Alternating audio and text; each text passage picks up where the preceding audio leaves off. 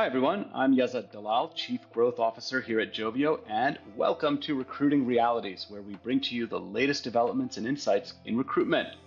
Today, we're speaking again with our in-house labor market economist, David Garrett, about the U.S. jobs report for November 2024. Hello, David. Hey, how's it going? I am awesome. And for our listeners, at Joveo, we publish interactive insights across all major occupations in the U.S. You can check that out on our website, joveo.com/interactive-insights. So David, the most recent US jobs report came out for the month of November.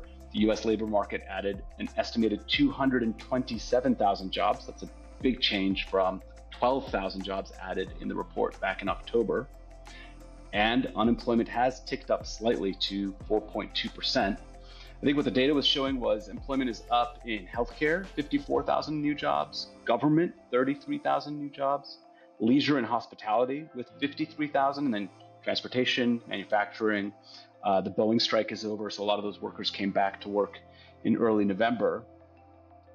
Interestingly, since it's December, I can also share what we're seeing in our own Joveo data across our clients. Most interesting thing is that our clients posted nearly 14 times more jobs with us this year than in 2023, 14 times more. And my favorite thing about this data is that the duration of the jobs that we ran for them is down 30%, meaning the amount of time that we left those jobs posted is down by a third.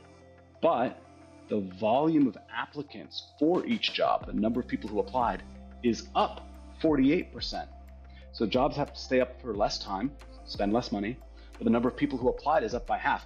And what that basically just means is our AI platform is becoming more and more efficient with how and where we post our clients' jobs. So that's an interesting tidbit for our audience. But David, I have lots of questions about the job report, so let's get started. What were some of your key takeaways? I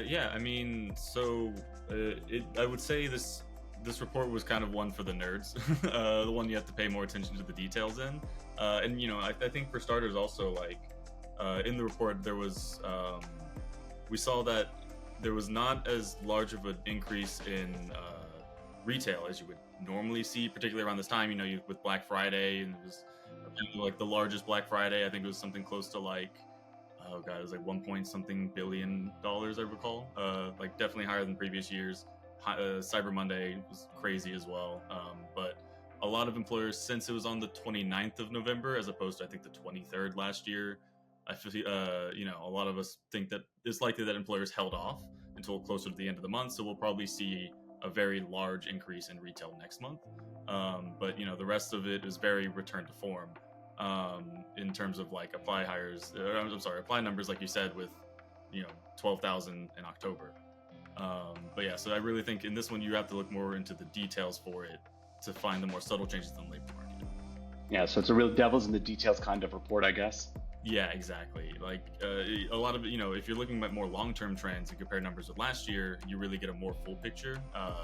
In particular on the unemployment rate, the people who've been unemployed for 15 weeks or more has gone up by about 20% since this time last year. And this group also is about 40% of the total number of unemployed, with I think more than half of that group having been unemployed for more than 27 weeks.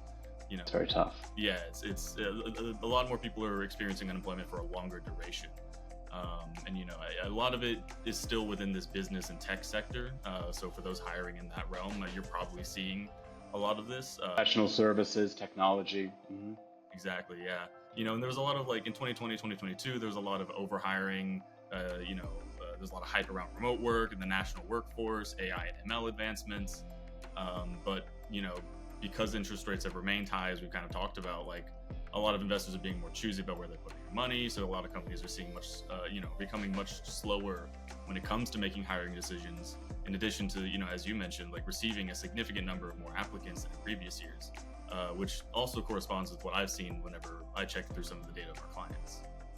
Well, I hope a lot of that changes. I think we saw that there's a projected rate cut coming in Q4, so hopefully that starts to change the picture around investment, which leads to then more employment opportunities for a lot of those folks who unfortunately have had to give up. So Interesting report, exciting year overall with the highs and lows. So thank you, David, and thank you to our listeners. Don't forget to visit us at joveo.com, and we'll talk to you again soon.